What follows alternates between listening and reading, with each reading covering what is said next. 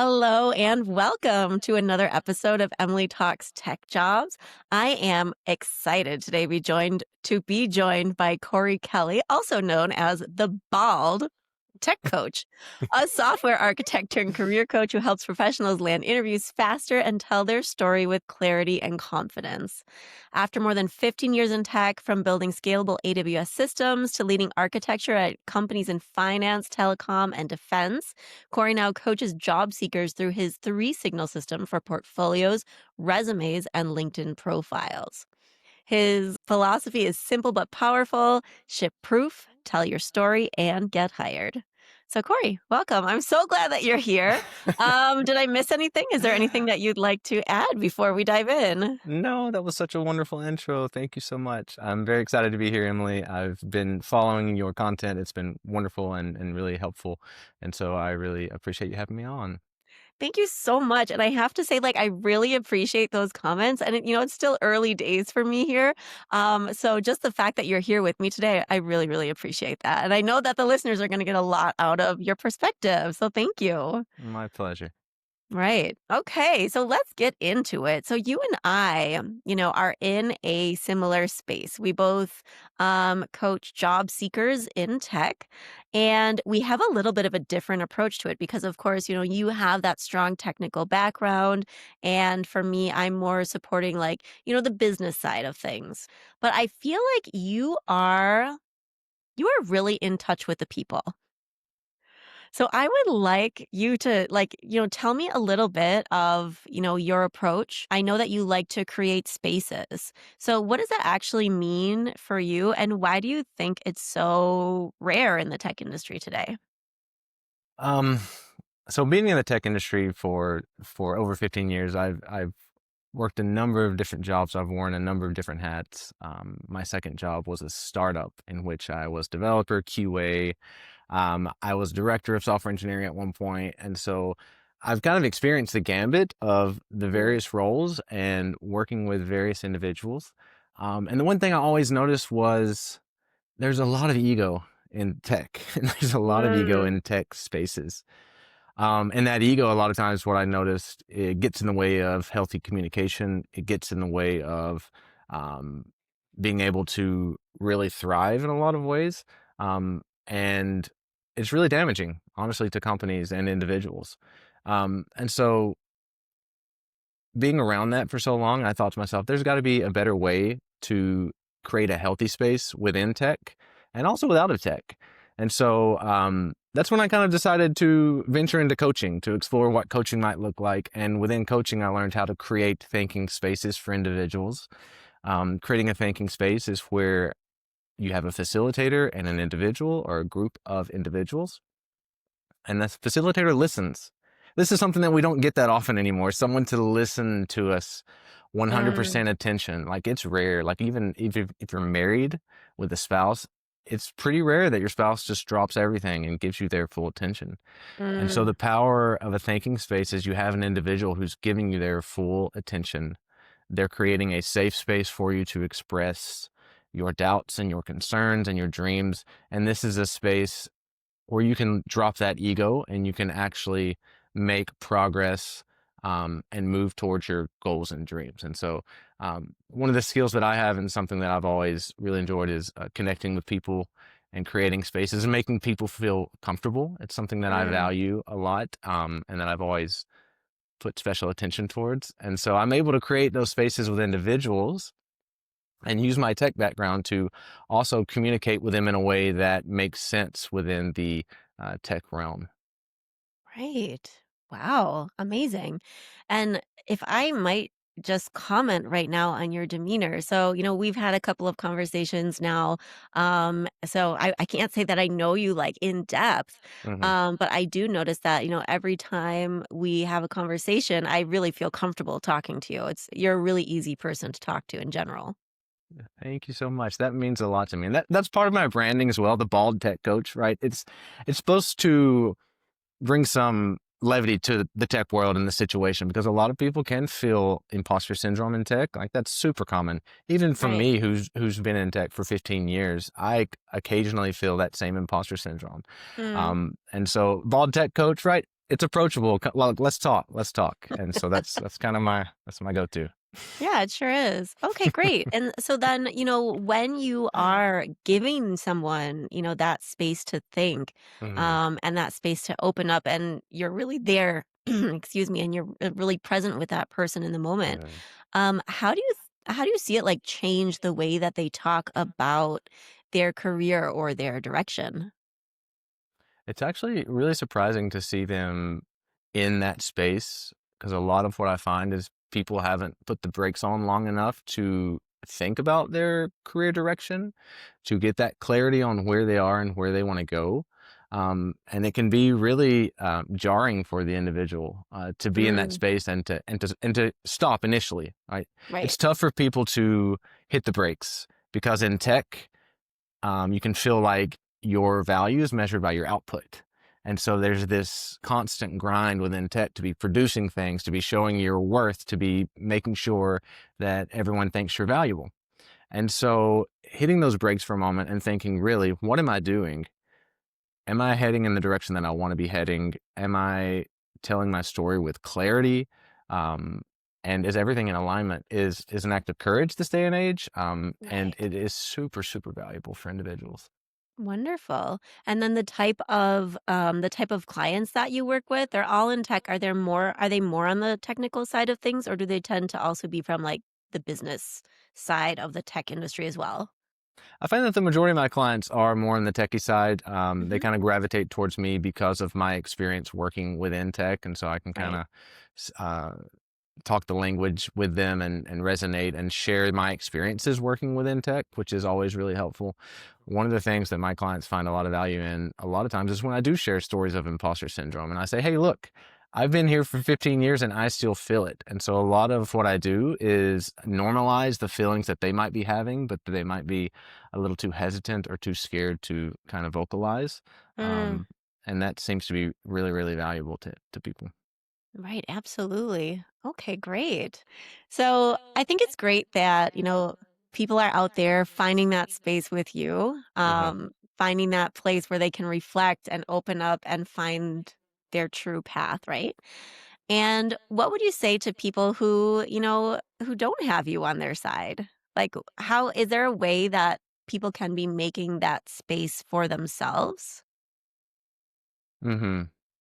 There is a way. Luckily, there is a way. I'm not going to say Yeah. everyone needs to come Okay. to me. Great. um, it really is mindfulness and thoughtfulness, and really thinking about where you are and where you're headed and where you want to go. This is particularly challenging for job seekers right now because the market is a little bit intense. It's Mm, also really challenging for people who've been laid off. That energy of being laid off and needing to get a new job, some of these people need to put food on the table, right? right. And so that energy that's there it's more of a necessity. It's hard to hit the brakes in that moment and try to tackle that problem with clarity and confidence and composure. Mm, And so it almost feels counterproductive to some individuals to hit the brakes. And I say, go for a walk. It's something as simple yeah. as thinking, putting a question in your mind, and go for a walk and let your mind just kind of mull it over. It'll mull it over. As an architect in tech, that's probably 60, 70% of the job at this point for me is thinking about these systems, taking a pause. It's more of what we don't implement than what we do implement. It's having that clarity to know we don't need to put this in because of X, Y, and Z. And so Mm, being really thoughtful about how you're spending your time and thinking about maybe there's some things that you don't need to be doing right now. Um, right. and I see that a lot with resumes in particular. Um, there's a lot of growth there. Absolutely. I've seen sometimes the same thing. And actually, I recently spoke with a group of refugees, Hmm. um, and they are looking to find like tech roles outside of the zone that they're in right now. Hmm. And someone did ask me the question in that session, like, you talk about you know really aiming towards a specific goal and working towards that, but at some point you really feel like you do have to take anything, Hmm. and take whatever comes your way. And I think my answer for them in that moment was like, absolutely, you need to do, like, you got to do what you got to do, right? Hmm. Um, And also, I think like there's work, that you can do at the beginning to be steering yourself into a path that hopefully will give you what it is that you're looking for. And also I feel like, I mean, you mentioned resumes. I feel like, when I was sitting in the recruiter seat at Wayfair, if I Uh-huh. got a resume that said, "Oh, I'm a data engineer, I'm an analyst, uh an engineer, I'm a Uh-huh. this, I'm a Uh-huh. marketing." Uh-huh. And I just think like, how can you like be all of those things? Right. Uh and I mean, for me in that chair, it was really, really important for me to see like specifically are like the thing that I have, is that truly what they want? Uh-huh. Right. And so you mentioned the resume. So would you mind elaborating on that a little bit? I would be happy to. Um, what I see a lot of times is there's a lack of clarity and a lack of direction in the resumes that are submitted to me for review. Mm, Um, and that shows up in a number of different ways, but the primary way that it shows up is there's not a summary in a lot of these resumes stating who you are, what you do, how you add value, and what you want to move towards. It's almost like mm, this idea of storytelling and being able to communicate effectively your story is really missing for a lot of these applicants. And that's mhm, due to not slowing down long enough to kind of craft that story. And of course, that's not something you do on a daily basis in the tech world. You're not necessarily storytelling unless you're in a higher level role where you're leading teams and you're needing to communicate efficiently. If you're uh, working bugs and you're slinging code, like you're not necessarily crafting a perfect story that sticks in the minds of individuals. And so right. that's the thing, is this lack of clarity. People try to cram too much into a single resume. They'll cram 3 or 4 different things that they're good at: front end, back end, also do some architecture, and they make the recruiters guess. And as soon as a recruiter has to do any guesswork, they're going to drop the resume. I'm sorry, but there's Yeah, too many right now. There's too right. many out there. And Can so having confirm. that clarity, yeah, saying this is who I am and what I do, and using that as a lens to craft the perfect resume, to craft the perfect portfolio, and to craft the perfect LinkedIn. That's the 3 signal approach, right? They all need to be cohesive and tell the same story. Okay. So that means at the beginning of the process, kind of getting to the bottom of, what it is that you very specifically are looking to do. Is there anything more that you can tell us about that process? Because I honestly, I feel like the rest of the process after that, I feel like it's nuts and bolts, right? Like Hmm. once you have that, the rest is a little bit easier. Yeah, and that's where the coaching really comes into play, is having that conversation, because I slow a lot of people down. I have at baldtechcoach.com an automated process where you can upload your resume, and I'll give you some quick pointers. But a lot of times that's not really hitting the mark, because there's so much context. There's so much of a person's story that needs to be shared in order to provide really helpful feedback. And so a lot of that thinking space and a lot of having one-on-one calls with individuals is where we kind of pick that stuff apart. And they might say something that I notice, and bring that up to them and say, "Oh, I noticed you're talking a lot about back end work that you've done, but your entire resume is highlighting these front end things. Tell me more about what's going on there." Um, and we can kind of get to the bottom of what's going on. Okay. Okay, wonderful. Yeah, I also find that a lot of clarity comes through those initial calls, especially. Okay, so along the lines of, clarity and direction, you've been working in tech for, 15 plus years now. So when did you start to actually realize that, it was the clarity and knowing your story and not just the credentials that, you're listing at the bottom of your resume there, that was like the real game changer for growth? Mm, that's a very good question. For me, I think I started to notice that when I was working at a company called Mercury Financial, and I was wearing a lot of different hats, and I was actually doing hiring in for the team that I was on at the time. Um, and so I really was looking at a lot of resumes and comparing the stuff that I was seeing on the paper to the interviews that I was having with these individuals. And then I also got to see the experience of, okay, we hired this person. How did the interview, how did the resume, how does that stack up to the output they're actually doing? And is that valuable in the tech space? And so a lot of the uh, feedback that I have and that I give when it comes to clarity is due to that experience that I had reviewing the resumes, hiring individuals, and bringing them on board. And so, as far as clarity is concerned, it was really helpful for me looking at hundreds of resumes as well, trying to hire, to have someone who knows exactly how they can add value and is selling themselves well. Because of that. Those were the resumes that I was really drawn towards. You can feel an energy off of a resume. You can feel someone that's confident. You can feel someone that is passionate about what they're doing. And you can feel someone who is operating from a scarcity mindset versus from an abundance mindset. And so all those things, like they happen within a sheet of paper. It's crazy the things that you communicate with your words and the way that you structure your resume. And so all that came with the experience that I had there, doing this hiring, working with these individuals that were hired. Yeah, it was really, really wonderful experience. Mhm. And nowadays, I don't know how long ago were you in that hiring phase? Oh, it was just 4 or 5 years ago when I was in Mercury. The whole time I was there, we were doing some hiring. Okay. Okay, 4 or 5 years ago. So this was basically before, ChatGPT became a thing, before all of these AI powered, resume maker things were out there on the market. Mhm. Um, are you actually able to kind of pull the same insights out of the resumes that you're seeing nowadays?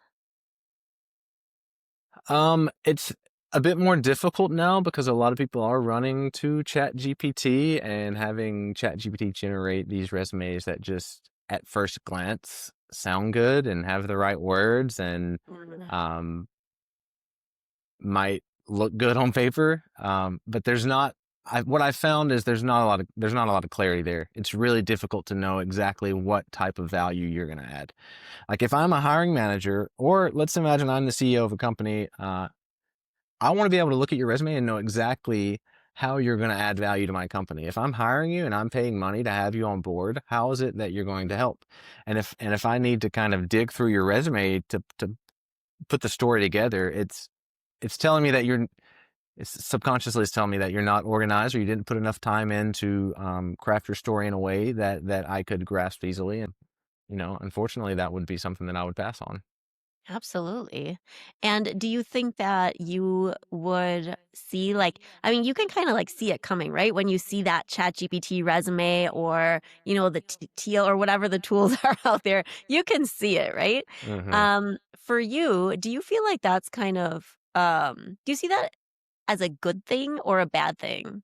Like on the one side, they're using the tools that are out there. It is a competitive moment right now, Hmm. and they're using the resources that they have available to them in order to get this out. However, on the other hand, it has its downsides too because it tends to come out or come across being a bit generic. Hmm. That's a really good question, and my thoughts about that have kind of progressed.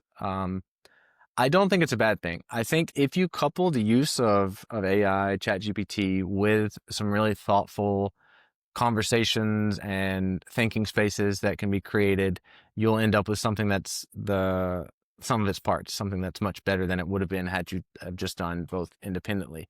If you're someone who isn't really pausing and taking this job search strategy seriously, and you're just going to ChatGPT and you're saying, "Hey, give me a resume," and it gives it to you and you submit that, then Mm, that's not good. That's right, not a good that's right. not a good look. Yeah, and just for everybody who's out there listening to this, like we can see that coming, guys. We understand, we know what the process is like. So, and if we can, I, used to work as a recruiter, so Uh-huh. and Corey used to hire as well. So, if we can see that coming, then, the others out there in the space we're hiring right now will be able to as well. So I also I'm a big proponent of using the technology as a support, but it is definitely not a copy paste solution. And I feel like there's so much that needs to go so much preparation that needs to go into it before you, click send on that prompt and get that output. All right.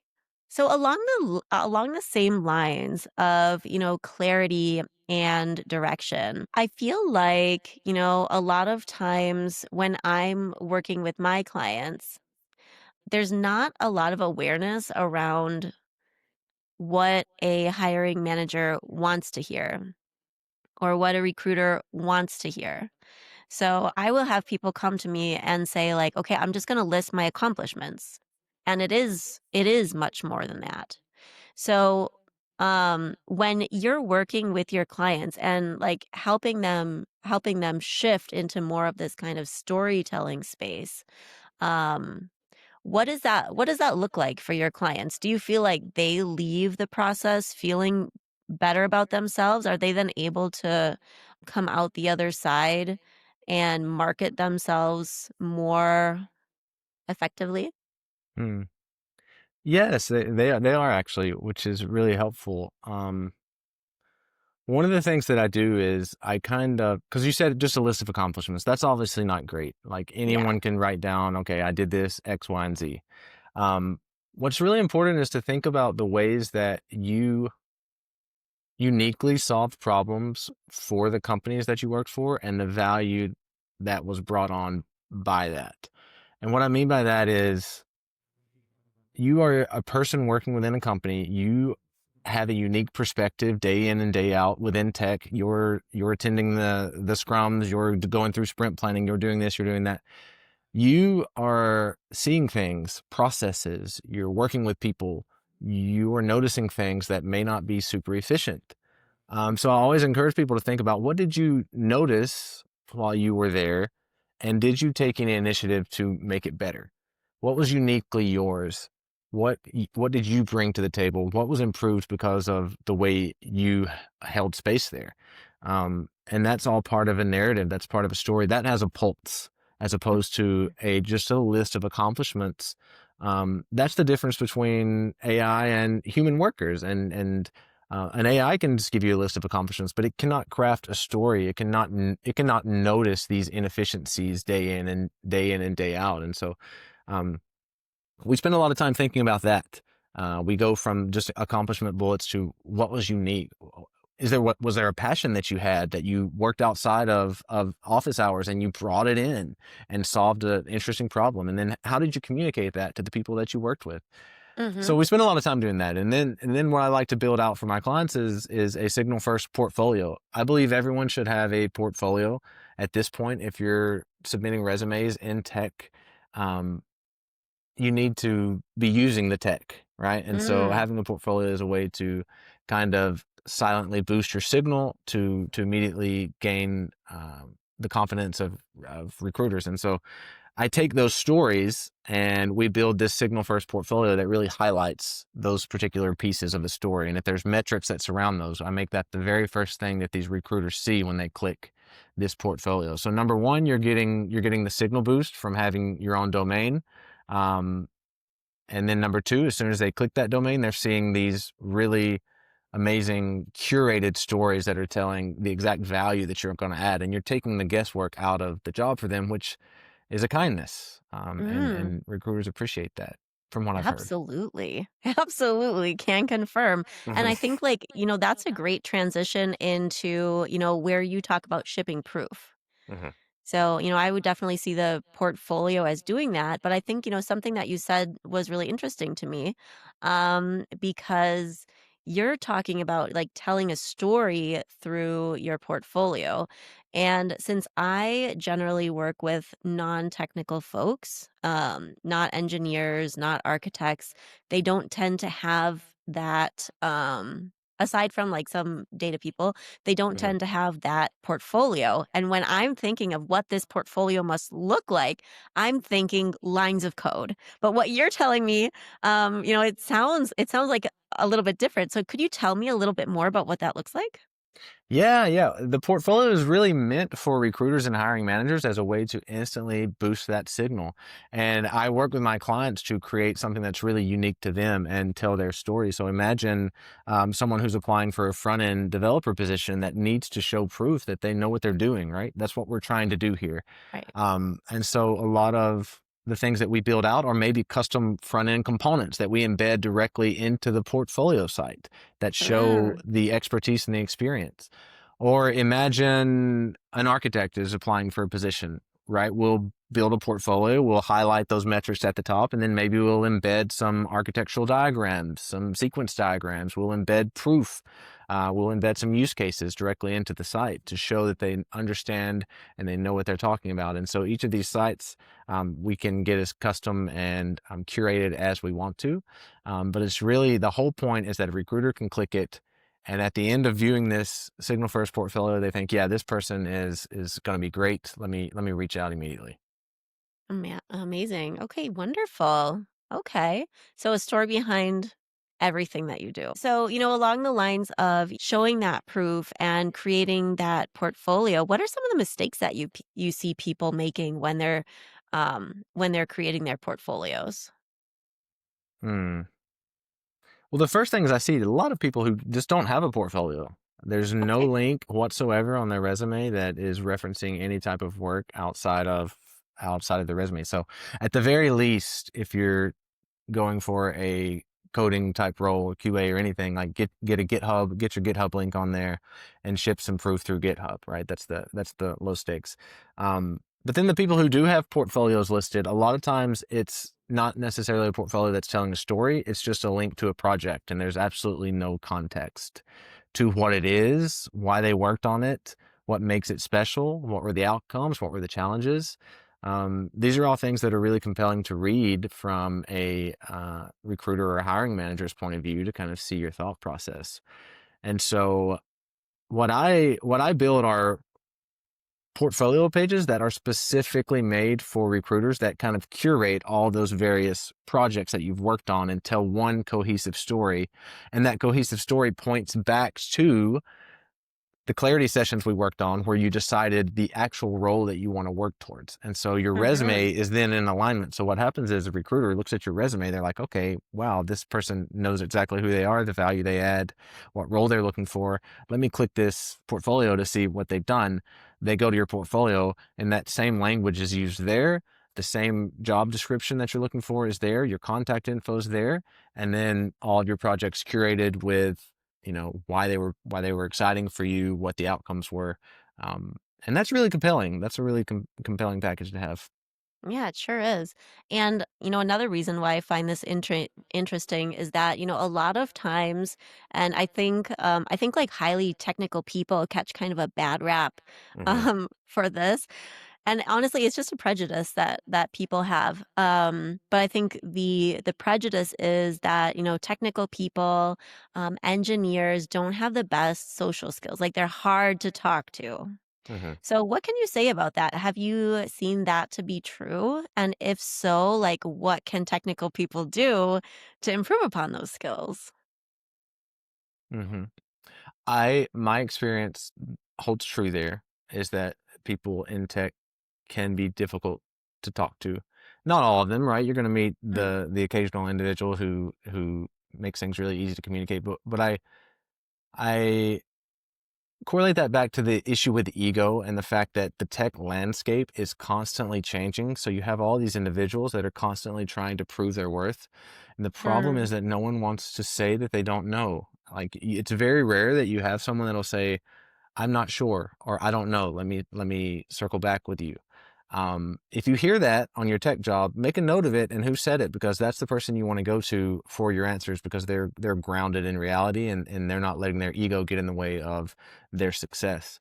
And so what I encourage people to do is to communicate more for the sake of communicating and for bringing others along during the conversation as opposed to pushing others out.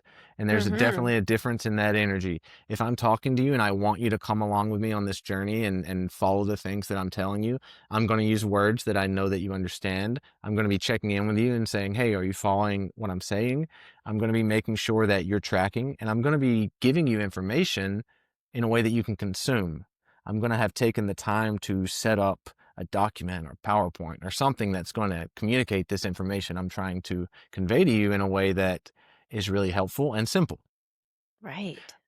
Yeah. And so and so that's the difference. That's what I encourage is keep things simple, communicate, use less acronyms when you can. I'm not a big fan of acronyms and how people sling them around a lot of times just to inflate their own egos. Um, Mm, but just be attentive, be thoughtful, communicate for the sake of communicating. Absolutely. Yeah, and I feel like, just read the room.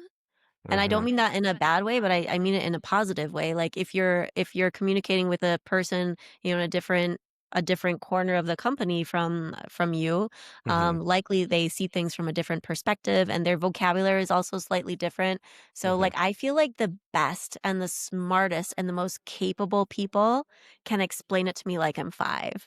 Hmm. Hmm. Like, and still, like, even though, like, I don't have what it takes to be you, like, I feel like I understand and we're really on the same page. Hmm. Yeah. Yeah. And that once again is a kindness from the communicator to take the time to take that information, to synthesize that information through their experience and their knowledge, and package it up in a way so that you can get on the same page as them. And a lot of people's Mhm. ego kind of get in the way of allowing them to want to put that together and to actually bring people along for the ride, which Right. is a shame. Yeah. Yeah, because, I mean, what do they say? "A rising tide lifts all boats." Yes, yes. Yeah. So if we're all working on the same project, we're all going into the same direction, then let's raise the tide and let's bring everyone up with us together. Exactly. And I was really surprised actually. Because I still work as an architect, and we were doing a sprint retrospective. There was a ton of cool work that was done within that sprint. I took the entire sprint and I created some interactive HTML documentation to explain a concept that was pretty challenging. Um, and everyone can kind of thumbs up people's tasks during the sprint retrospective. So somebody wrote on the board, "Great work, Cory, with the documentation," and it got like 12 thumbs up, which was the most out of all these other people who had created and written these really complicated, cool tech solutions. But I was really that was a moment for me where I was like, wow, this is really interesting. That the thing that these people appreciated and liked the most was this documentation that was built out and had them in mind and kind of took the time to get the team up to speed. Wow, amazing. Yeah. Yeah. Yeah, that was pretty cool. Okay. Really wish I could work on some teams with you. Okay, great. All right. So let's shift a little bit to like the job search mindset. Okay. So a lot of times you describe your coaching as calm and system savvy. So why do you think calmness is so important during the job search? Hmm.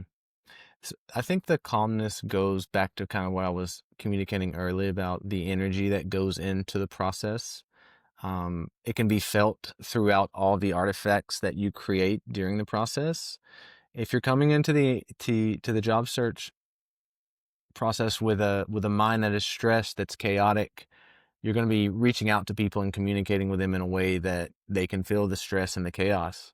Um, and that's going to kind of spook them and probably stall them from moving forward. And so, keeping a calm mind will help you take a step back and really see the reality that you exist in and where you need to go, and will help you kind of align your task in a way that will allow you to step into your power, to step into your confidence, to step into your story in a way where you can tell it um, in a way that resonates with recruiters and hiring managers. Mm, absolutely. And the job search, I'm sure that you've kind of felt this with your clients recently. I mean, it is rough out there. And I've had some people, come through with amazing skills, even like amazing communication skills as well, Hmm. who just have a really hard time, just landing that one interview or, once they're in the interview process, like be the one who really stands out. And I feel Hmm. like, the more that happens, the more no's you get, there's a tendency to like put it on you and say like, oh, kind of pull yourself down in those moments. And then that's where you can kind of lose your footing and the energy can kind of shift a Hmm. little bit. So what would you say to somebody who's, going through that right now? I don't know, maybe experienced a layoff recently and is just, in this pool of applicants who are all competing for the same thing and having, the luck that they're having right now. The first thing I would say is to take a deep breath, because I understand how it can feel, and it's very easy for me to sit here and say, "Oh, okay, you need to do this, this, and that," when I'm not actually in it, and I don't feel that stress right now, and I have a job that's really secure. So, I would say take a deep breath, and kind of ground yourself if you can. And then I would say it's a numbers game. It's a numbers game, and so treat it as a numbers game. Do not take it personally. Have a strategy in place, and be very data driven about the approach. Track all of your applications that you're submitting. Track all the messages that you're sending to individuals. Track the responses. Track the resumes you're sending. Track the ones that are getting rejected, the ones that are getting you moved into the second round. Do things in a very methodical way that's very calm, that is very directed, and you'll come out on top. If you go into this and you just start creating a chat GPT generated resume, going to a job board, finding a thing that looks good and submitting, that's not going to work this day and age. It's just not. You need to be really thoughtful, really calm. You need to be treating this as I don't want to say treat it as a job, but you need to treat it with the respect that it needs right now, Yeah, and the thoughtfulness. And your story, like I tell my clients, like your story does need to be treated with respect. Like most of the time, it's incredible what these people have accomplished, and they're just not telling it right on paper. But when I get them into a call and they start to tell me the things that they've worked on and the way that they've added value to these companies and the challenges that they've gone through, I'm oftentimes amazed. right. Um, and so that's what I would say. Like, don't take it personally. It's a numbers game at this point. There are things that you can do to stand out. Um, Come find me, baldtechcoach.com, and we'll figure out what those things are. Right. Wonderful. Okay. Well, that being said, do you have any last piece of advice for job seekers right now? Any words of wisdom, words of encouragement that you would like them to take away from this conversation before we go to our hot take? Um, just some encouragement. I would say just hang in there. The market is really tough right now. It's the toughest that I've seen in the entire time I've worked within tech, and it's changing every day. And so really just hang in there. Do the things that you have that are within your control, and just let the rest of it go. You can't Yeah. focus on the things that are outside of your control and let those weigh you down. And so um, think about your story. Think about your story and the way you're communicating your story, and take that walk. I think that'll help. All right. Well, there you have it. I feel calmer already just hearing that. Okay, thank you so much. I'm sure I know that the job seekers out there who are listening to this are going to hear that and feel inspired and, give them that little extra boost that they need to kind of continue moving forward. All right. So that being said, last question, Cory Kelly, what is your hot take? I know Oh, you've got one. I was thinking about the hot take, and um, you'd be surprised how many people come to me and they say, "Cory, tell me what to do. Like, tell me exactly what I need to do. Give me a list of things that are going to get me to where I need to go." Um, and that just for me, that approach doesn't work. What I've noticed is that people don't really want to be told what to do. There's 1,000 different sites you could go to right now that would tell you exactly what to do, and you haven't done it yet. And so that's not the thing that you need. That's not the thing that you want. What you really want is to slow down and to have someone listen to you, to hold space for you, to find out where you are in your career, what you're struggling with, and where you want to go, and to help you come up with a plan. And so that's the difference between mentoring and coaching. Mentoring is when you find someone that tells you exactly what to do based on their experience. And it oftentimes doesn't work because their experience is unique to them. It's unique to the things Mm, that they've done. It's not a one size fits all. Coaching, on the other hand, is the belief that our clients are whole and resourceful and creative individuals that can solve problems.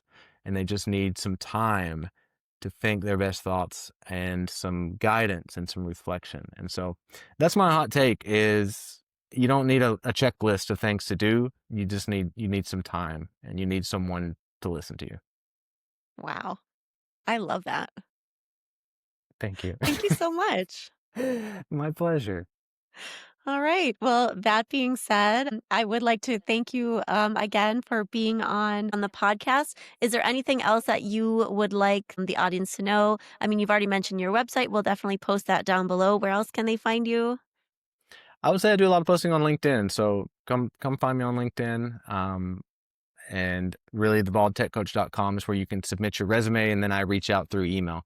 And so I have a link there where you'll be able to schedule a one-on-one call for me. I do a free 20-minute call just to get to know you, find out what's going on. And if you like the energy here today, reach out and we can have a conversation. Wonderful. Well, thank you so much. I feel very honored to have had you here. I love your energy. I wish you and therefore all of your clients success in their job search. Thank you, And I can't wait Emily. for our next chat. I know it was an honor to be here. You're doing great work. I love following you and will continue to support you.